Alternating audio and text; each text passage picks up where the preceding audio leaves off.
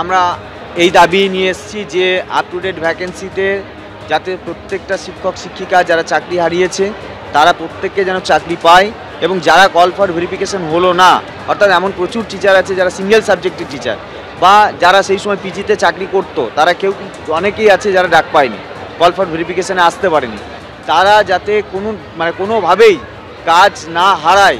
2 হচ্ছে call for verification second phase একাদশ দ্বাদশের অবিলম্বে বের করতে হবে। আপনারা জানেন গতকালকের মতো আজকেও নতুন চাকরি প্রার্থীদের পর পথে যোগ্য শিক্ষকরা এবং পুলিশের ধরপাকড় শুরু হয়ে যায়। শুরুতেই তারা যখন মেট্রো স্টেশন থেকে বেরোতে থাকেন, পুলিশের কি বক্তব্য রাখবো? ডেপুটেশন দিতে যাবে। কার কাছে ঠিক হয়েছে না আমরা জানি না, ওরা কথা বলে নিয়েছে, বিপরীতে কথা বলে ডেপুটেশন দেবে। গতকাল আপনারা ময়ূখ ভবনে নতুনদের আটকালেন, এখানে আটকাচ্ছেন? আমরা আটকাইনি, ওনাদের মঞ্চ এখানে আছে, মঞ্চতে ওনারা এসে বসেছে, ওরা ডেপুটেশন দেবে, চলে যাবে। দেখো, শনিবার স্কুল সার্ভিস কমিশন রাতে তালিকা প্রকাশ করেছে, কিন্তু সেই তালিকা ইন্টারভিউয়ের জন্য সেই তালিকা প্রকাশের পরেও বিতর্ক যেন ছাড়ছে না। নতুনরা কালকে রাস্তায় নেমেছিলেন এবং আজকে যারা চাকরি হারা শিক্ষক, পুরনোরা যারা 6 বছর ধরে চাকরি করেছেন, 7 বছর ধরে চাকরি করেছেন, তারা এইভাবে বিকাশ ভবনের সামনে বসে পড়েছেন। আমাদের ক্যামেরা পার্সন সেই ছবি দেখাচ্ছে, যেখানে গাড়ি চলার কথা সেখানে শিক্ষকরা শিক্ষিকারা কার্যত খবরের কাগজ পেতে এইভাবে রাস্তার ওপর বসে পড়েছেন এবং তাদের দাবি হচ্ছে তাদের চাকরি ফেরাতে হবে। তুমি জানো যে সুপ্রিম কোর্টের নির্দেশে পরীক্ষা হয়েছে, দুটো পরীক্ষা হয়েছে, 11-12 রেজাল্ট বেরিয়েছে এবং যে ভেরিফিকেশনের জন্য ইন্টারভিউ তালিকা, সেই তালিকা প্রকাশিত হয়েছে।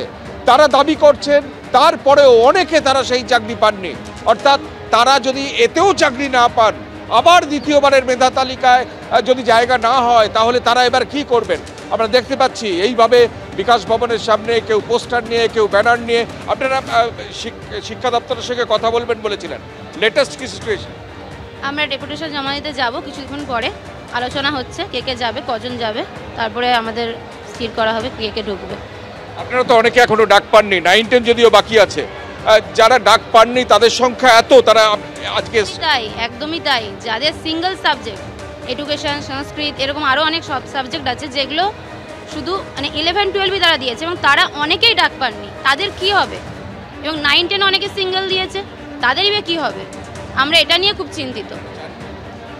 আমরা চাই সিট বৃদ্ধি করা হোক, যেন বাড়ানো হোক, যেন আমরা প্রত্যেকটা যোগ্য যেন আমাদের চাকরি আবার ফিরে পাই, এটা আমাদের দাবি।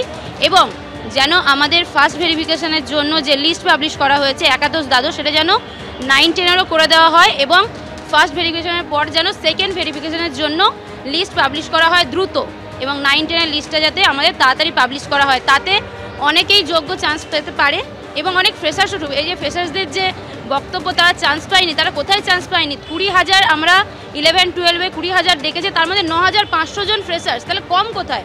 আর 12,000 সিট।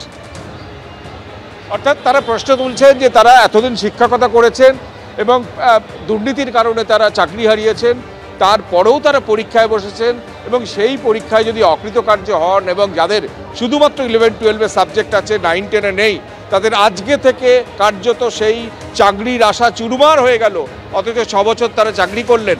এই পরিস্থিতিতে তাদের প্রত্যেকের চাকরি সুনিশ্চিত করতে হবে, এই দাবিতেই বিকাশ ভবনের সামনে এইভাবে তারা বসে আছেন। কিছুক্ষণ পরে শিক্ষা দপ্তরে তারা একটা প্রতিনিধি দল গিয়ে ডেপুটেশন দেবেন এবং ডেপুটেশন দেওয়ার পর সরকার কোনো পদক্ষেপ করে কিনা তা সেটাই এখন দেখার। কিন্তু একটা বিষয় যে শনিবার রাতে লিস্ট বেরিয়েছে, তার 48 ঘন্টার মধ্যে অসন্তোষ সেই তালিকা ঘিরে এমনই, সেই নতুন চাকরি প্রার্থীরা কালকে দিনভর এই জায়গাতেই কার্যত তারা রাস্তায় বসে চোখের জল ফেলেছেন এবং পুলিশের হাতে কার্যত চ্যাংদোলা করে তুলে তাদের গাড়িতে তোলা হয়েছে।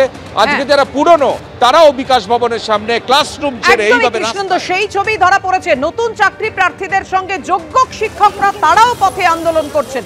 এবিপি আনন্দ, এগিয়ে থাকে, এগিয়ে রাখে।